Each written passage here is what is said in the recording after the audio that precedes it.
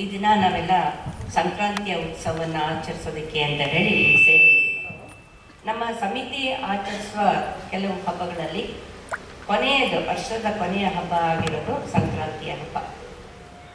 ಈ ಪ್ರತಿಯೊಂದು ಹಬ್ಬಗಳನ್ನು ನಾವು ಆಚರಿಸುವಾಗಲೂ ಕೂಡ ಅದರ ಹಿಂದೆ ಅರ್ಥಪೂರ್ಣವಾದ ಒಂದು ವಿಷಯ ಇದ್ದೇ ಇರುತ್ತೆ. ಕರಿತೀವಿ, ಅವರಿಗೆ ಅಡಿಕೆ ಕೊಡ್ತೀವಿ, ತಗೊಂಡು ಹೋಗಿ ನಾವು ಅವ್ರ ಮನೆಗಳಲ್ಲಿ ಹಂಚ್ತೀವಿ. ಆ ರೀತಿ ಹಂಚುವಿಕೆಯಲ್ಲಿ ಸಂಕ್ರಾಂತಿಯ ಹಬ್ಬ ಮೊದಲನೇ. ಯಾಕೆ ಅಂತಂದರೆ ಇಲ್ಲಿ ನಾವು ವಿಶೇಷವಾದ ಎಳ್ಳು ಅನ್ನೋ ಖಾದ್ಯವನ್ನು ತಯಾರಿಸ್ತೀವಿ, ಮಿಶ್ರಣವನ್ನು ತಯಾರಿಸ್ತೀವಿ. ಅದನ್ನು ನಾವು ಪ್ರತಿಯೊಬ್ಬರಿಗೂ ಹಂಚಿ ಸಂತೋಷ ಪಡ್ತೀವಿ. ಸೊ ಇವುಗಳ ಅರ್ಥ ಏನು ಅಂತಂದರೆ ಸಮುದಾಯ ಎಲ್ಲ ಒಗ್ಗೂಡಬೇಕು, ನಾವು ಸಮುದಾಯದಲ್ಲಿ ಒಂದಾಗಿ ಬಾಳಬೇಕು, ಸಮುದಾಯವನ್ನು ಕಟ್ಟಬೇಕು, ಸಾಂಘಿಕ ಜೀವನ ನಡೆಸಬೇಕು ಅನ್ನೋದೇ ಆಗಿರುತ್ತೆ. ಈಗ ಈ ಸಂಕ್ರಾಂತಿ ಪ್ರತಿ ಹಬ್ಬಕ್ಕೂ ಒಂದೊಂದು ಮಹತ್ವಪೂರ್ಣವಾದಂತಹ ಅರ್ಥ ಇರುತ್ತೆ ಅದರ ಹಿಂದೆ ಅಂತ ಹೇಳಿದೆ ಅಲ್ವಾ. ಹಾಗೆ ಸಂಕ್ರಾಂತಿ ಹಬ್ಬಕ್ಕೆ ಏನು ಅರ್ಥ ಇದೆ ಹಾಗಾದರೆ? ಪ್ರತಿ ಹಬ್ಬನೂ ನಮ್ಮಲ್ಲಿ ನಾವು ನೋಡ್ತಾ ಹೋಯ್ತು ಅಂದರೆ ಸಾಧಾರಣವಾಗಿ ಕೇಳಿಸ್ತಾ ಇದೆ ತಾನೇ? ಸೊ ಪ್ರತಿ ಹಬ್ಬದಲ್ಲೂ ಒಂದು ಅರ್ಥವನ್ನು ಒಳಗೊಂಡಿರುತ್ತೆ. ಸಾಧಾರಣ ನಾವು ಆಚರಿಸುವಂಥ ಹಬ್ಬಗಳೆಲ್ಲ ಋತುಮಾನಕ್ಕೆ ತಕ್ಕ ಹಾಗಿರುತ್ತೆ. ಋತುಮಾನ ಬದಲಾದ ಹಾಗೆ ನಾವು ಒಂದೊಂದು ಹಬ್ಬವನ್ನು ಆಚರಿಸ್ತಾ ಹೋಗ್ತೀವಿ. ಈಗ ಯುಗಾದಿ ಆಚರಿಸ್ತೀವಿ, ಹೊಸ ವರ್ಷ ಬರುತ್ತೆ, ವಸಂತ ಋತು ಬರುತ್ತೆ. ಹಾಗೇನೆ ಇತರ ಹಬ್ಬಗಳನ್ನು ಕಾರ್ತಿಕ್ ಮಾಸದಲ್ಲಿ ದೀಪಾವಳಿ ಆಚರಿಸ್ತೀವಿ, ಚಳಿಗಾಲ ಕತ್ತಲು ಜಾಸ್ತಿ ಇರುತ್ತೆ, ಬೆಳಕನ್ನು ಹಚ್ಚಿ ನಾವು ರಂಜಿಸ್ತೀವಿ.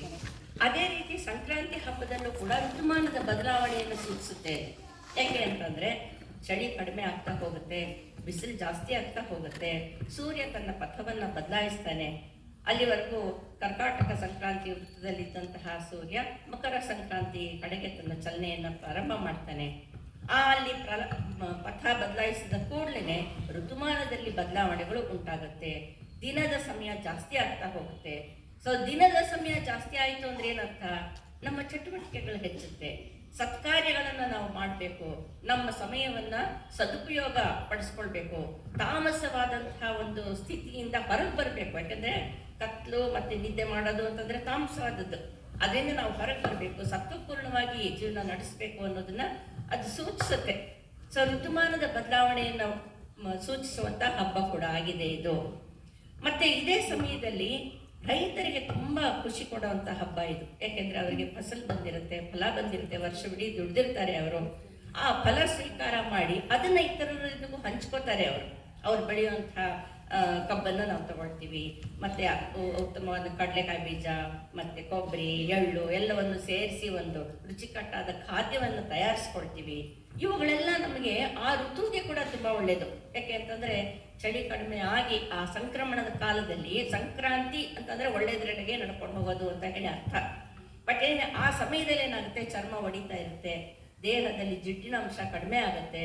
ಸೊ ಜಿಡ್ಡು ಪೂರೈಕೆ ಮಾಡಬೇಕಾಗತ್ತೆ ನಾವು. ಅದಕ್ಕೋಸ್ಕರ ಎಳ್ಳಿನಲ್ಲಿರುವಂಥ ಉಷ್ಣತೆ, ಅದರಲ್ಲಿರುವಂಥ ಎಣ್ಣೆ ಅಂಶ, ಕೊಬ್ಬರಿಯಲ್ಲಿರುವಂಥ ಎಣ್ಣೆ ಅಂಶ, ಕಡಲೆಕಾಯಿ ಬೀಜದ ಎಣ್ಣೆ ಅಂಶ ಇವೆಲ್ಲವೂ ದೇಹಕ್ಕೆ ಬೇಕು. ಅವುಗಳನ್ನು ನಾವು ಬಿಡಿಬಿಡಿಯಾಗಿ ತಿಂದರೆ ಇರೋ ರುಚಿಗೂ ಒಟ್ಟು ಸೇರಿಸಿ ಬೆಲ್ಲ ಮತ್ತು ಹುರಿಗಡ್ಡೆ ಸೇರಿಸಿ ತಿನ್ನುವಾಗ ಇರುವಂಥ ರುಚಿಗೂ ಬಹಳ ವ್ಯತ್ಯಾಸ ಇದೆ. ಇದು ದೇಹಕ್ಕೆ ಆರೋಗ್ಯಕರ, ತ್ವಚೆಗೆ ಒಳ್ಳೆಯದು, ಯಾಕಂದರೆ ಜಿಡ್ಡಿನ ಅಂಶವನ್ನು ಪೂರೈಸುತ್ತೆ.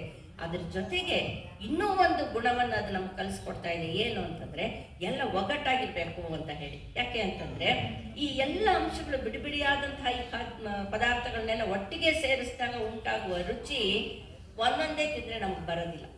ಸೊ ಒಟ್ಟಾಗಿ ತಿನ್ನುವಾಗ ಅದರ ಸ್ವಾದವೇ ಬೇರೆ. ಆದ್ದರಿಂದ ನಾವು ಸಮಾಜದಲ್ಲಿಯೂ ಕೂಡ ಆ ರೀತಿ ಒಟ್ಟಾಗಿ ಇರುವಂಥ ಒಂದು ಸ್ಥಿತಿಯನ್ನು ಬೆಳೆಸ್ಕೊಳ್ಬೇಕು ಅನ್ನೋದನ್ನು ಇದು ಸೂಚಿಸ್ತಾ ಇದೆ. ಆ ದೃಷ್ಟಿಯಿಂದ ಇದು ಬಹಳ ಮಹತ್ವಪೂರ್ಣವಾದ ಹಬ್ಬ. ಯಾಕೆಂದರೆ ಪ್ರತಿಯೊಂದು ಹಬ್ಬವೂ ಕೂಡ ನಮ್ಮ ಸಂಸ್ಕೃತಿಯ ಸಂಕೇತಗಳು, ನಮ್ಮ ಹಿಂದೂ ಪರಂಪರೆಯ ದ್ಯೋತಕಗಳಿವೆ. ಅದನ್ನು ನಾವು ಪ್ರತಿ ಹಬ್ಬ ಆಚರಿಸ್ಕೊಳ್ಳುವಾಗಲೂ ಜ್ಞಾಪಿಸ್ಕೊಳ್ಬೇಕಾದದ್ದು ನಮ್ಮ ಧರ್ಮ. ಮತ್ತು ಈ ಹೇಗೆ ಎಳ್ಳಿನಲ್ಲಿ ಪ್ರತಿಯೊಂದು ಸೇರಿ ನಮಗೆ ಒಗ್ಗಟ್ಟಾಗಿರಬೇಕು ಅನ್ನೋದನ್ನು ಕಲಿಸ್ಕೊಡ್ತಾ ಇದೆಯೋ, ಅದೇ ರೀತಿ ಪ್ರತಿಯೊಂದು ಹಬ್ಬದಲ್ಲಿಯೂ ತನ್ನದೇ ಆದಂತಹ ಒಂದೊಂದು ವಿಷಯ ಇರುತ್ತೆ. ಈಗ ಇಂತಹ ಉತ್ತಮವಾದ ಮೇಲ್ಪಂಕ್ತಿಯನ್ನು ನಮಗೆ ಹಾಕ್ಕೊಟ್ಟಿದ್ದಾರೆ ನಮ್ಮ ಹಿರಿಯರು. ಪ್ರತಿ ಹಬ್ಬದಲ್ಲೂ ನೀವು ಒಟ್ಟಾಗಿ ಸೇರಿ, ಬಿಟ್ಬಿಡಬೇಡಿ, ಒಟ್ಟಿಗೆ ಇರಬೇಕು, ಒಟ್ಟಿಗೆ ಆಚರಿಸ್ಬೇಕು, ಒಟ್ಟಿಗೆ ನಮ್ಮ ಸಂಸ್ಕೃತಿಯನ್ನು ಬೆಳೆಸ್ಕೊಂಡು ಹೋಗ್ಬೇಕು. ಯಾಕೆಂತಂದರೆ ನಮ್ಮ ಸಂಸ್ಕೃತಿಯನ್ನು ನಾವು ಬೆಳೆಸದೆ ಹೋದರೆ ನಮ್ಮ ಸಮಾಜ ಬಲಹೀನ ಆಗುತ್ತೆ ಅಂತ ಹೇಳಿದ್ದಾರೆ ವೀರ್ ಸಾವರ್ಕರ್ ಅವರು. ಆದ್ದರಿಂದ ನಮ್ಮ ಸಮಾಜವನ್ನು ನಾವು ಸಂಘಟಿತರಾಗಿರೋದ್ರ ಮೂಲಕ ಶಕ್ತಿಯುತವಾಗಿ ಮಾಡಬೇಕು. ಇದು ನಮ್ಮ ಆದ್ಯ ಕರ್ತವ್ಯ. ಇಂತಹ ಒಂದು ಕಾರ್ಯಕ್ಕೆ ನಮಗೆ ಯಾರಪ್ಪ ಈ ಮೇಲ್ಪಂಕ್ತಿ ಹಾಕ್ಕೊಟ್ಟವರು ಅಂತ ಅಂದರೆ ವಂದನೀಯ ಲಕ್ಷ್ಮೀಬಾಯಿ ಕೇಳ್ಕರ್ ಅವರು.